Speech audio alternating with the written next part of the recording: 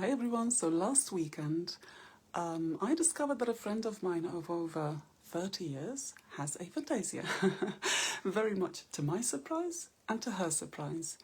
And how did that come about? Well, I was hanging out with my girlfriends of over 30 years, went over to Poland to visit them, and I was doing a hypnosis relaxation session for them. I'm a hypnotherapist. And usually when I work with people, I kind of do tests before I start working with them so I know exactly how their imagination works. But in this case, I just asked my girlfriends, there were 3 of them, I just said to them, can you all visualize? And they all said yes. So I did the session, all very nice and calming and so on, and I could see that one of them couldn't quite get into it. So after we finished, I had a conversation with her, I think the next day actually. I said, so how was that for you exactly? And she said, oh, well, I couldn't quite get into that visualization and, seeing the steps and seeing the woods, and I get annoyed or I get a bit anxious because I don't seem to be able to do this. And I thought, that's interesting. That sounds like aphantasia to me. So that's when I started diving in a bit deeper and asked her to do a few tests and imagination tests. And I showed her the card that I usually use to, whoop, there you go, this one, to see how I ask people to imagine an apple and ask them how vividly they can see it. And that gives me a basic idea of how their imagination works.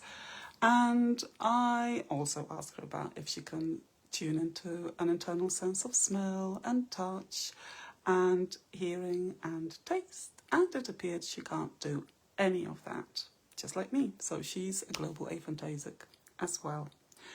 And if you have aphantasia, if you cannot visualize or you can't tune into one or more of your other internal senses, and you might think, oh, that means hypnosis isn't for me, or meditation isn't for me, or some other modalities which often use visualization isn't for me, that's not necessarily true.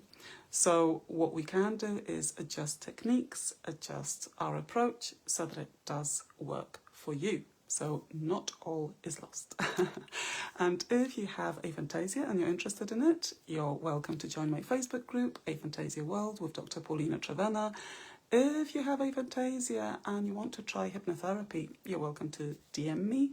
And if you're a hypnotherapist and you want to learn more about how to adjust your techniques for people who have aphantasia, just follow my public profile on Facebook, Paulina Trevenna.